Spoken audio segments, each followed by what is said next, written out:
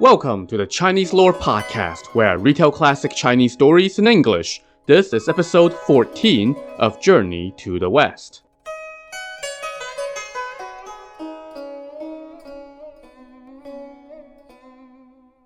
Last time, after he killed a few bandits, Sun Wukong got an earful from his master Sanzang and flew off in a huff.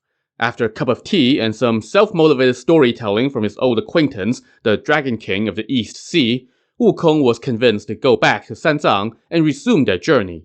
On the way, he ran to the Bodhisattva Guanyin, who told him to hurry on back to his master, but did not tell him that she had left Sanzang with a little treat for Wukong. Soon, Wukong descended from the clouds and landed right by Sanzang, who apparently had been sitting on the side of the road since Wukong flew off. "Master, why haven't you continued on your journey? Why are you still sitting here?" Wukong asked as he approached. "Where did you go?" Sanzang asked. "I didn't dare to move anywhere, so all I could do was sit here and wait for you." "Oh, I just went to see my old friend, the Dragon King of the East Sea, to bum a cup of tea from him." "My pupil," Sanzang said, "a monk should never lie. You had left me but for 2 hours. How could you claim to have gone to the Dragon King of the East Sea?" Wukong laughed. "Master, to tell you the truth, I can fly using the somersault cloud. One somersault will take me 108,000 miles. That's why I could come and go so quickly." Sanzang now laid on a guilt trip. "I scolded you a bit much, and you threw a tantrum and abandoned me. You may have the skill to go get yourself a cup of tea, but I couldn't go anywhere and could only sit here and starve. How could you?" "Master, if you're hungry, let me go beg some food for you," Wukong offered. And just to clarify, when traveling monks are in need of food, they typically went knocking on doors and asking for a little generosity. It was a commonly accepted practice. "There's no need to go beg for food," Sanzang said. "I still have some biscuits in my bundle that the hunter's mother gave me. Just take my alms bowl and go get some water. I'll eat a couple biscuits, and then we can get back on the road." So Wukong went to open up the bundle. He found the biscuits and brought them over to Sanzang.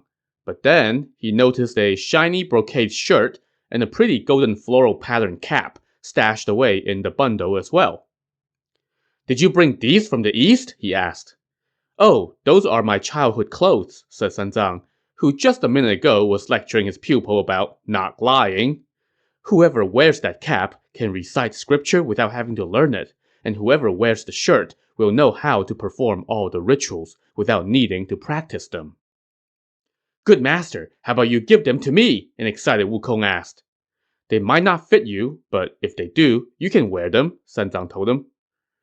So Wukong quickly took off the old white tunic that he had been wearing and put on the shirt. It was as if the garment had been tailor-made for him. And then he put on the pretty cap. When Sanzang saw his disciple put on the cap, he stopped eating his biscuits and discreetly muttered the band-tightening spell that Guanyin had taught him. Immediately, Wukong started screaming that his head hurt. Sanzang kept repeating the spell, and Wukong was in such agony that he started rolling on the ground and tearing the cap apart. Sanzang was afraid that he might tear off the golden band, so he stopped muttering the spell. And just like that, Wukong's head stopped hurting. Wukong reached up and felt a band wound tightly around his head like a golden thread. He tried to take it off, but couldn't. He tried to snap it, but couldn't. It's as if the thing had taken root around his scalp. He now took the needle out of his ear and tried to use it to pry off the band. Sanzang was afraid that he might actually break the band, so he started muttering the spell again, and immediately Wukong collapsed in pain and tumbled around, his face flushed, his eyes bulging, and his whole body going numb. The sight of his pupil rolling around in agony was too much for Sanzang, and he stopped muttering the spell again. "Master, you're the one putting a curse on me?" Wukong exclaimed. I was just reciting a band-tightening spell. I didn't curse you," Sanzang said, splitting some mighty fine hairs. "Try reciting that spell again," Wukong said, wanting to test his theory. So Sanzang started reciting the spell again, and sure enough, Wukong's head started hurting again. "Stop! Stop!" Wukong screamed. "Every time you recite that spell, my head hurts. What is this?" "Are you going to listen to my instructions now?" Sanzang asked. I will! And you will not act up anymore?" I won't dare! Never again! But even as he was saying that, Wukong was thinking some nasty thoughts. He suddenly whipped out his golden rod and brought it down toward Sanzang's head. A panicked Sanzang hurriedly recited the spell again, and Wukong was in such pain that he fell to the ground, tossed his rod aside, and couldn't even lift his hand. Master, Master, I understand. Please, stop, stop. How dare you try to hit me? Sanzang scolded him. I won't dare, Wukong pleaded. Tell me, who taught you this spell? An old woman taught it to me. That old woman must be Guan Yin. How could she do this to me? Let me go to the South Sea to beat her.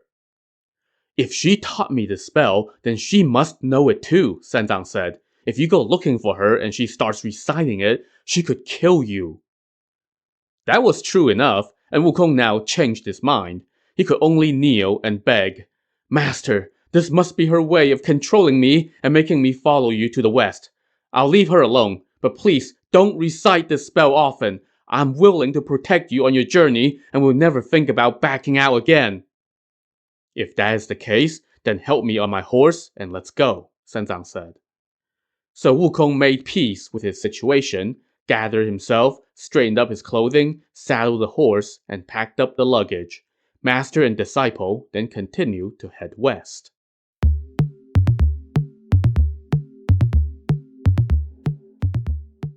After some more days on the road, it was now the height of winter. As the chilling wind howled, Sanzang and Wukong embarked on a winding path that cut through gorges and cliffs. Seated atop his horse, Sanzang suddenly heard the sound of tumbling water, and he asked Wukong where that was coming from. From what I remember, this place is called Serpent Coil Mountain, and within it is an Eagle Grief ravine, Wukong answered. This must be the water from that ravine. Soon, they arrived on the edge of the ravine. Sanzang reined in his horse and took a look. He saw a bubbling cold stream piercing through the clouds, its limpid current reddened by the sun. Its splatter in night rain stirs quiet vales. Its colors glow at dawn to fill the air. Wave after wave seems like flying chips of jade, their deep roar resonant as the clear wind. It flows to join one vast stretch of smoke and tide, where gulls are lost with egrets, but no fishers bide. While they were checking out the ravine, they suddenly heard a loud noise coming from below. A dragon darted out of the water and soared up the cliffside, charging right at Sanzang. Wukong hurriedly dropped the luggage, pulled his master off the horse, and retreated. The dragon couldn't catch up to them, so it turned back, swallowed Sanzang's horse, saddle and all, in one giant gulp, and then disappeared back into the ravine.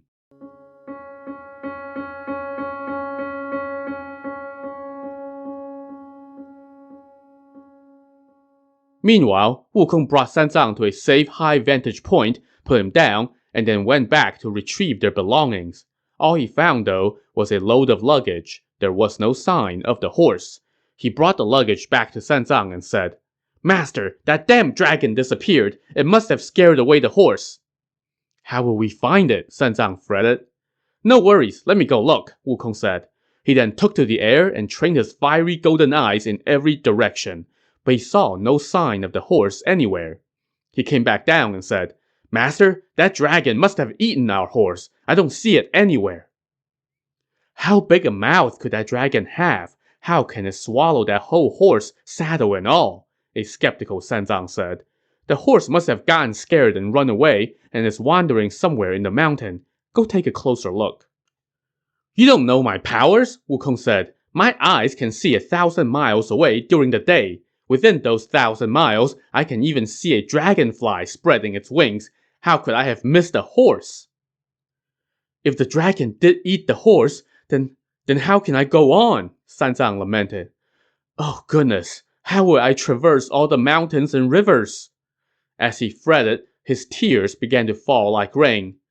And that was the last thing Wukong needed to see. He lost his temper and shouted, Master, don't be such a wimp. Just sit here. Sit, and let me go find that scoundrel and make him return our horse.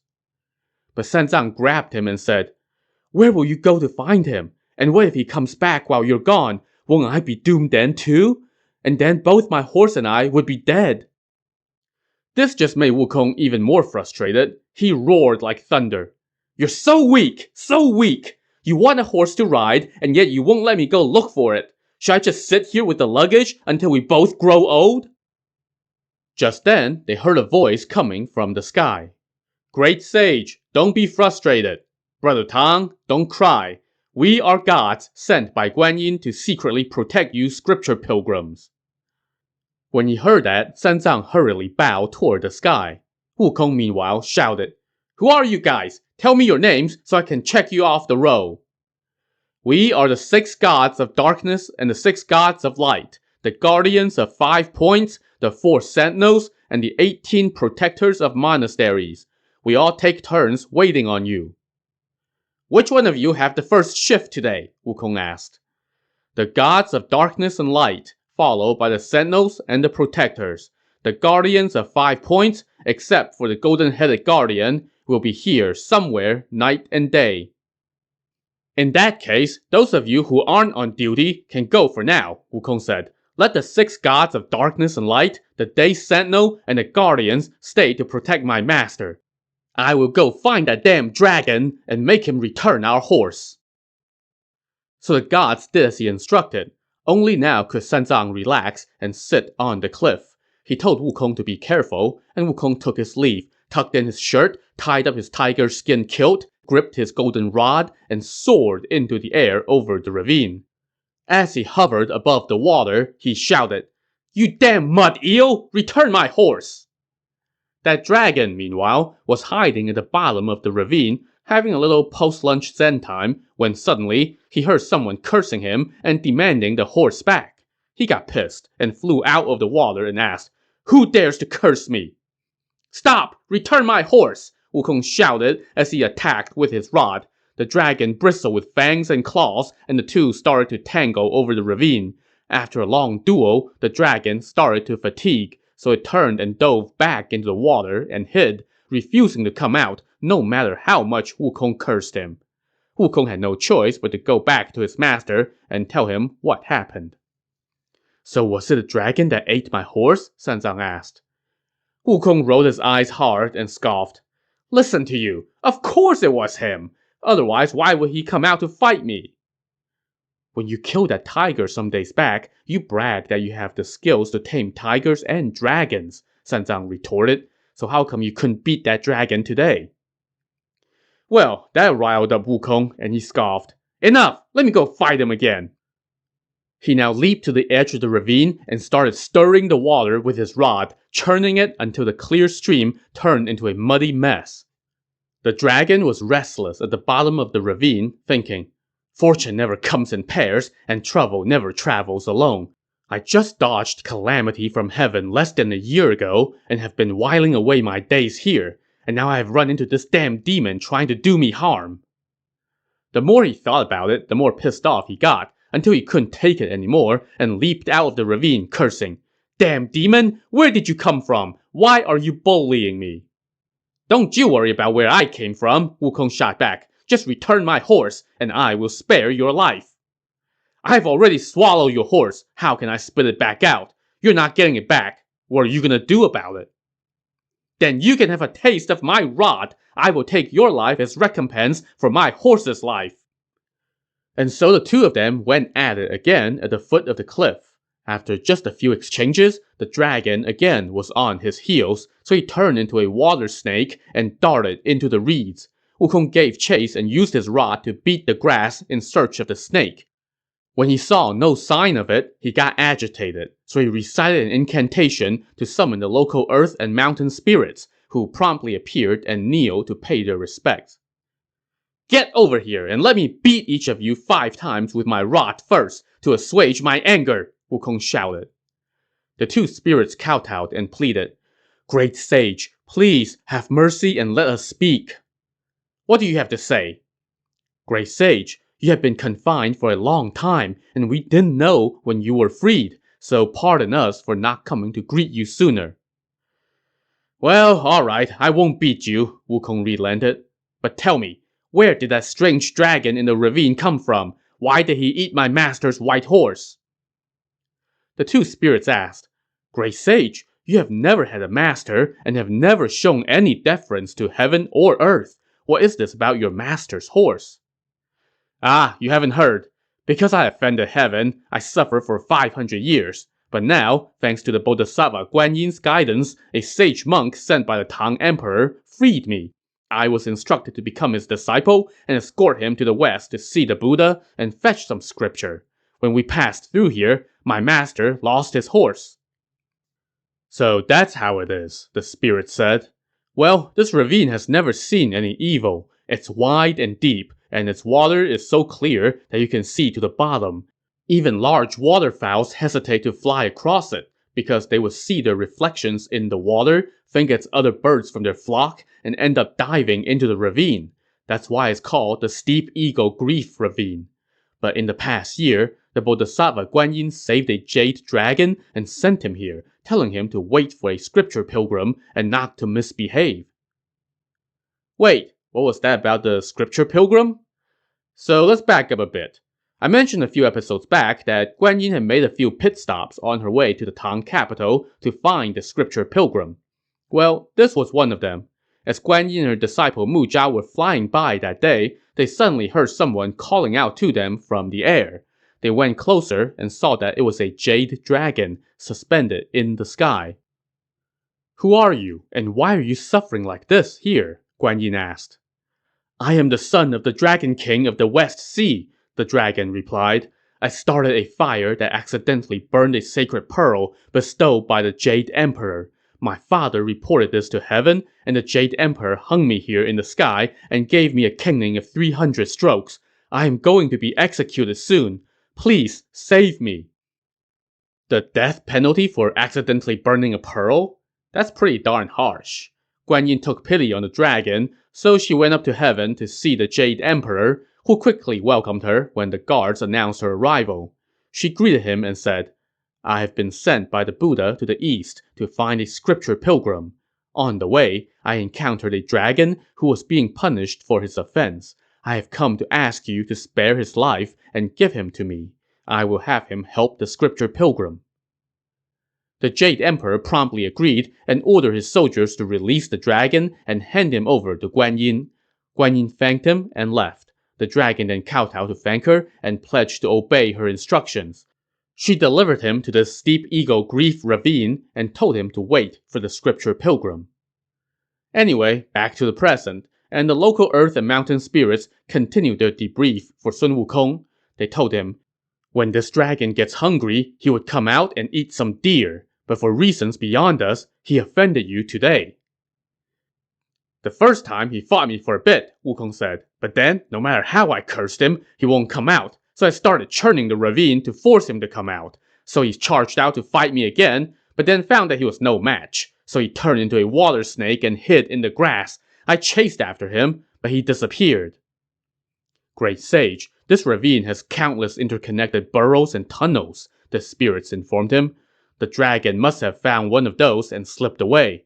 But no need to lose your temper looking for him here. If you want to capture him, just get Guan Yin to appear, and he will submit." Wukong now brought the spirits back with him to see Sanzang and relayed what they had told him. Sanzang fretted. "If you have to go invite Guan Yin, when would you be back? How can I withstand the cold and hunger?" Jeez, really, man? Really? But before Wukong lost his temper again, the golden-headed guardian, one of the spirits that Wukong had tasked with keeping watch over Sanzang, shouted from the air, "Great sage, no need for you to go. I will go invite Guan Yin for you."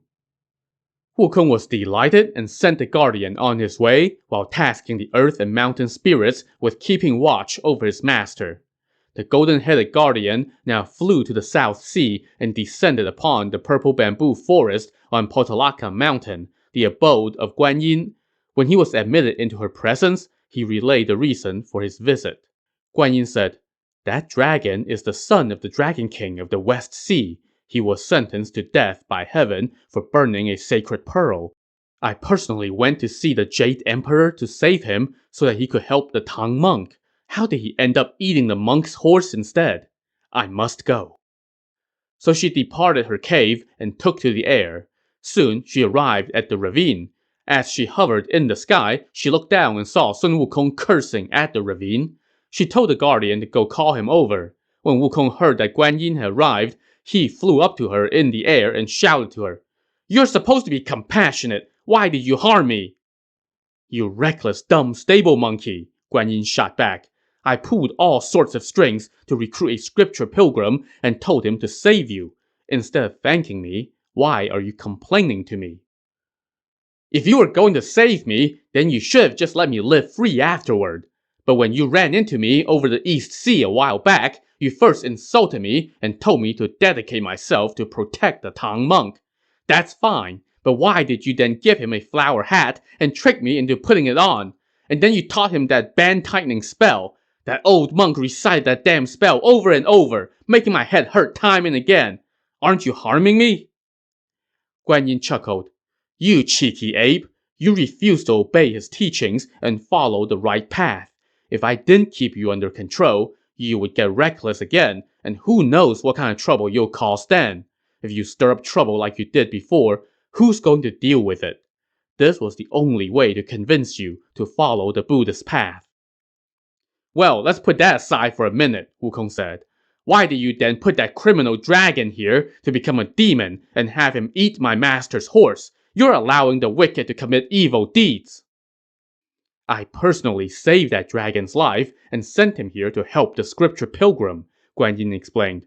"Think about it. How can a mortal horse from the east survive the long trek to the west? You need to have a dragon horse." "Well, he's afraid of me and refuses to come out of hiding," Wukong said. "So what now?" Guan Yin told the golden-headed guardian, "Go to the edge of the ravine and call out, 'The third son of the Dragon King of the West Sea, come on out. The Bodhisattva of the South Sea is here.' He will come out then." The guardian did so, and after calling out twice, the water churned and the dragon indeed leaped out of the ravine. He assumed human form and flew up into the sky to pay his respects to Guan Yin. "Since you so kindly saved my life, I have been waiting here for a long time," the dragon said. "But I have heard nothing about the scripture pilgrim." Pointing to Sun Wukong, Guan Yin said, "That is the scripture pilgrim's first disciple." The dragon was taken aback.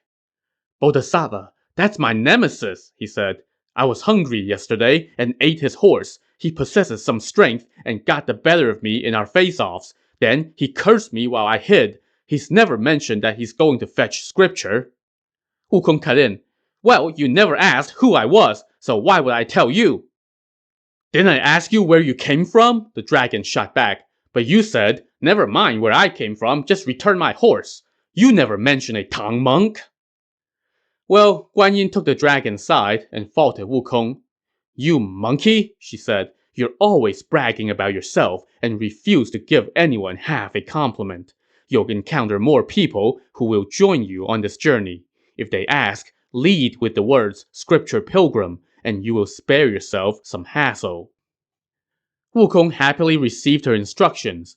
Guan Yin then approached the dragon, plucked the shining pearl hanging from his neck, and used her willow twig to cast some magic dewdrops from her vase on his body. She then blew a breath on him and chanted, "Change!" The dragon instantly transformed into a white horse. Guan Yin then instructed him, "You must commit yourself fully to this task.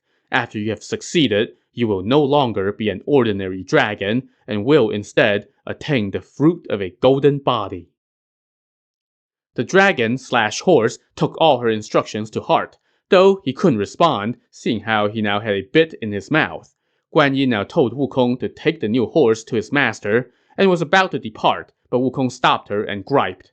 "I'm not going to the west anymore. It's a treacherous journey to the west, and I have to protect that mortal monk. When the hell will we ever get there? And there are so many obstacles. Even my own life is in danger. How can we attain any fruit? I'm not going. I'm not going." But Guan Yin said, "Back before you attained the Tao of mankind, you were willing to dedicate yourself to cultivation. Today, you have escaped calamity. How can you get complacent now? In my sect, you must be committed if you want to achieve any results. If you encounter any dangers or obstacles, I will make it so that all your calls for help will be answered. If you find yourself in really dire straits, I will personally come help you. So Guan Yin was basically promising Wukong a weekly active deus ex machina to help him out of whatever trouble he might find. But she wasn't done. She told him, "Come over here. I will grant you one more power." She now pulled off 3 leaves from her willow twig, put them against the back of his head, and chanted, "Change." The leaves transform into 3 special hairs. When you find yourself in a real jam, these 3 hairs can turn into whatever you need to help you, she said. In case you forgot, I could already turn all 54,000 hairs on my body into whatever I wanted, as we established back in episode 4. So how's this a new power? But anyway, Wukong knew when to bite his tongue. He thanked Guan Yin for her help, she then took off, and he went back to see Sanzang with the new horse in tow. To see how Sanzang likes his new ride, tune in to the next episode of the Chinese Lore Podcast. Thanks for listening.